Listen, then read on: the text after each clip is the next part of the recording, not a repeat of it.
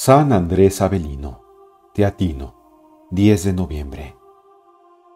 Vio la luz primera por el año del Señor 1521 en Castronuovo, villa del Reino de Nápoles. Sus padres fueron Juan Avelino y Margarita Apella. En el santo bautismo se le impuso el nombre de Lanceloto, que debía llevar hasta su entrada en religión. Sus padres, que eran ricos, pero sobre todo piadosos, pusieron el máximo cuidado de inculcarle la virtud. Desde su infancia mostró Lanceloto tierna devoción a la Santísima Virgen, a la que rezaba el Santo Rosario diariamente. Cuantos le trataban de cerca, hubieron de descubrir en él a un futuro santo. Terminados sus primeros estudios, vióse obligado a dejar la casa paterna y trasladarse a Venecia para seguir humanidades y filosofía. Por espacio de 4 años, frecuentó las aulas con una laboriosidad jamás desmentida. Sobresalió en todo momento entre sus condiscípulos y captóse el aprecio y admiración de los profesores. Tras brevísima temporada que pasó con su familia, suplicó al obispo diocesano que le admitiera entre sus clérigos. Al poco tiempo recibía la tonsura de manos del propio prelado. Trasladóse luego a Nápoles para seguir la jurisprudencia y graduarse de doctor. Terminados con brillantez sus estudios, fueronle conferidos los órdenes sagrados. De seguir los impulsos de su humildad, tan solo hubiese recibido los órdenes menores, pero el deseo de tratar más íntimamente con Dios, unido a su celo por la salvación de las almas mediante el desempeño del ministerio sacerdotal, hizo que dejara de lado sus escrúpulos. La autoridad eclesiástica le encargó la dirección espiritual de un convento de religiosas. No se contentó él con prestarles todos los servicios necesarios para seguir la vida perfecta que habían escogido. Notando que su constitución precisaba una reforma, determinó emprenderla y tuvo el consuelo de ver coronados sus esfuerzos por el éxito más lisonjero. La regularidad, ausente muchos años del monasterio, volvió a florecer como en los mejores tiempos. Este suceso le atrajo el odio de algunos libertinos, que determinaron deshacerse de él dándole muerte. Un día, al salir de la iglesia, fue de improviso acuchillado por un sicario. Fueron tantos los golpes que recibió en el rostro que hubiese quedado desfigurado para toda la vida, si la providencia amorosa de Dios no hubiese intervenido milagrosamente. El virrey de Nápoles ofrecióse a castigar a los autores del atentado, mas nuestro santo no lo aceptó, pues no buscaba la muerte del pecador, sino su conversión. Algún tiempo después, súpose que el asesino había sido muerto por un hombre cuya casa había deshonrado. Avelino practicaba la abogacía, pero solo ante tribunales eclesiásticos, en muy contadas causas y amoldándose siempre a lo preceptuado en los sagrados cánones. En cierta ocasión, deslizósele en una defensa una mentira oficiosa. Al terminar el juicio, y como sedante para su espíritu, leyó, según costumbre, un pasaje de la Biblia. Al abrir el libro al acaso, dio con el siguiente pensamiento: la boca que miente mata su alma. Lleno de confusión y dolor, renunció a su cargo para entregarse por entero al ministerio apostólico. Con los teatinos, maestro de novicios. Este cambio no saciaba del todo sus fervores místicos. Impulsado por el deseo de vida más perfecta, solicitó entrar en la orden de los clérigos regulares teatinos. Ingresó la víspera de la Asunción del año 1556 y, llevado de su amor a la cruz, trocó su nombre por el de Andrés. Pronto notaron que aquel novicio de 35 años aventajaba a los más perfectos en la vía del ascetismo. Nada le arredraba, prefería siempre los empleos más humildes. Cuantos más humillaciones sufría, tanto más honrado se consideraba. Su valor y paciencia sobrepusiéronse a cuantas pruebas se le presentaron. Hizo 2 votos a cuál más difícil. El primero, de renunciar continuamente a la propia voluntad. El otro, trabajar sin descanso para avanzar continuamente por las vías de la perfección. Era de admirar su celo por la severidad con que reducía los malos instintos del hombre viejo. Hecha la profesión con fervor extraordinario, según era de esperar de novicio tan bien dispuesto, obtuvo permiso para ir en peregrinación a Roma. No obedecía este acto a mera curiosidad, sino a un gran deseo de ganar las indulgencias concedidas a la visita de la tumba de los santos apóstoles. A su vuelta de Roma, viose sorprendido por la elección que de él hicieran los superiores para maestro de novicios, cargo que desempeñó por espacio de 10 años. También se le encomendó la dirección de la casa, y en ambos empleos concilió la firmeza con la mansedumbre, y el celo por la regularidad con la piadosa condescendencia ante la flaqueza humana de sus hermanos. En Plasencia y en Milán, amistad de 2 santos.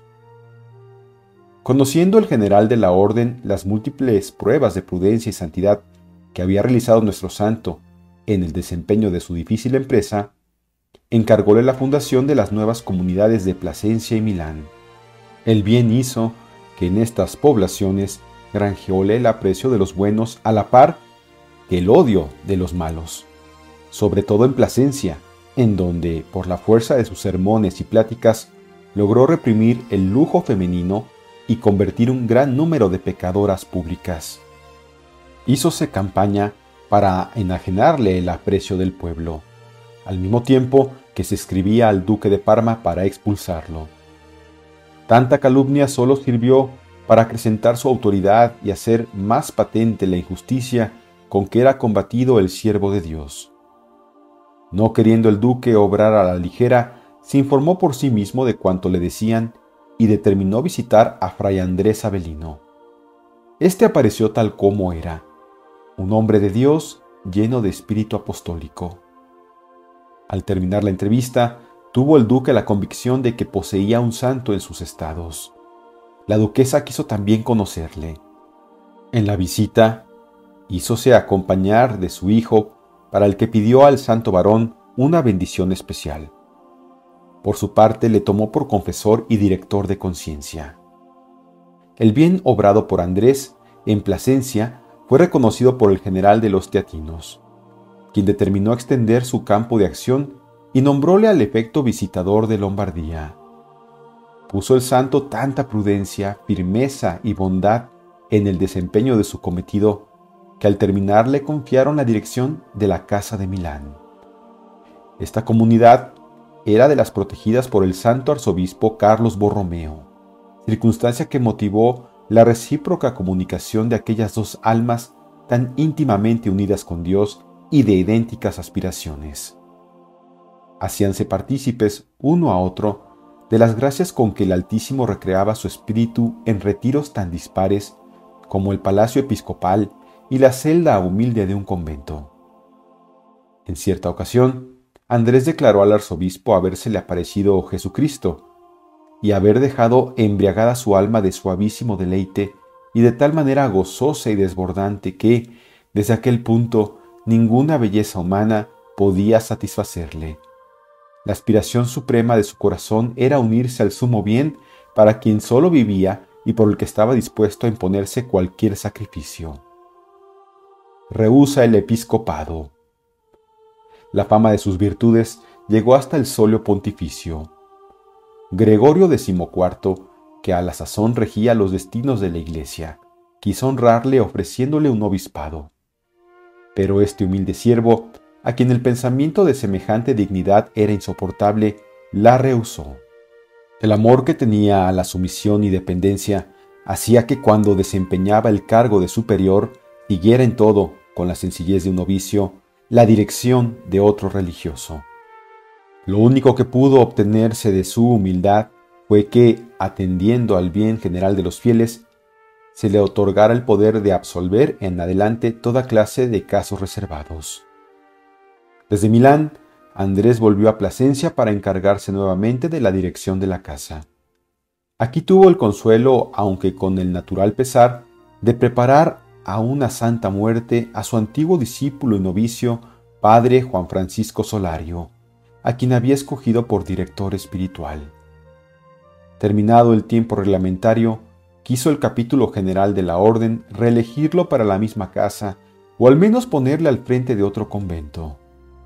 Andrés suplicó que le destinaran a la casa más pobre y menos considerada de Italia, pues su única ambición era vivir enteramente olvidado del mundo y entregado por completo a Dios en los ejercicios de oración y penitencia. Superior de Nápoles.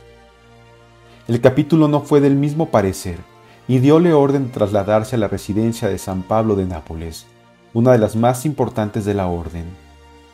Las virtudes que embellecían el alma del santo se manifestaron con toda esplendidez, de modo que a los 3 años, dejando de lado cuantas protestas hizo, eligiéronle superior.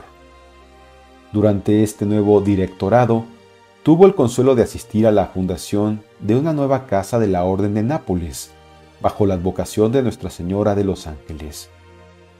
El día en que se colocaba la primera piedra, curó milagrosamente a una dama de alta alcurnia que desde hacía tiempo padecía fuertes dolores en los ojos. El superior de los teatinos de Nápoles consideraba como la primera de sus obligaciones refutar públicamente los argumentos heréticos acerca de la Sagrada Eucaristía. No obstante su mansedumbre y amabilidad, no dudó, llevado de su celo por el bien general, en obtener que se castigara al jefe de los herejes. Un pobre infeliz, seducido por aquellos impostores, recibió la comunión y guardó la sagrada forma en el pañuelo, con intención de profanarla al llegar a su casa. ¿Cuál no sería su admiración y espanto cuando al ir a cometer el acto sacrílego halló el pañuelo tinto en sangre divina? Abrió los ojos a la evidencia y con el corazón lacerado, fue en busca del varón apostólico y confesóle su crimen y el milagro consiguiente. Andrés cargó sobre sí mismo parte de la penitencia que merecía el culpable, y guardando el natural secreto sobre el nombre del penitente, refirió el prodigio en el púlpito y en el confesionario, fortaleciendo así la fe en la presencia real de Jesús en la Eucaristía. En otra circunstancia, apaciguó con su prudencia y mediante públicas rogativas una rebelión habida en Nápoles. Más tarde, con motivo de una escasez de trigo que sufrió la capital, su intervención permitió proveer a las necesidades de los pobres. Una noche, al volver Andrés de llevar el viático a un enfermo, sorprendióle un furioso temporal. Con la violencia del viento y de la lluvia, apagóse la antorcha que precedía al Santísimo Sacramento. Ni él ni sus acompañantes se mojaron, y en noche oscurísima pudieron proseguir el camino gracias a un resplandor celeste que rodeó al siervo de Dios. Habiendo curado de una grave enfermedad, los médicos le prescribieron durante su convalecencia un régimen alimenticio propio para fortalecerle. Rechazó estas delicadezas y no quiso apartarse de su alimentación ordinaria, de solo habas y guisantes. Esta ración alimenticia, desaprobada por los médicos, produjo efecto saludable, pues el enfermo recobró al poco tiempo cabal salud. Las espléndidas virtudes que brillaban en él conquistáronle también el afecto y estima de las personas pudientes. Los mismos príncipes considerábanse honrados con su trato. Un día en que, montado en un caballejo de alquiler, por no haber querido hacer uso de la carroza, volvía de visitar al príncipe Estigliano, la cabalgadura, después de despedirlo al suelo lleno de asperezas, le arrastró largo trecho por tener el santo los pies liados con el estribo. Ante el inminente peligro, imploró el auxilio de sus protectores Santo Domingo y Santo Tomás de Aquino, los cuales, apareciéndosele, le desataron, le limpiaron el rostro ensangrentado, curaron sus heridas y le colocaron nuevamente en la silla. Poco tiempo después, recibió un nuevo favor celestial. Debido a su profundísima humildad, consideraba excesivamente el número de sus pecados y encontrábase falto de virtudes. Esto engendró en él un extraordinario temor de pertenecer al número de los réprobos. Dios le tranquilizó, permitiendo que se le aparecieran Santo Tomás de Aquino y San Agustín para asegurarle que sería acogido por la misericordia divina, con lo que al punto recobró su espíritu la perdida tranquilidad. Obras ascéticas. Las obras ascéticas de nuestro santo, recopiladas e impresas en 5 tomos, fueron publicadas en Nápoles por los años 1733 y 1734.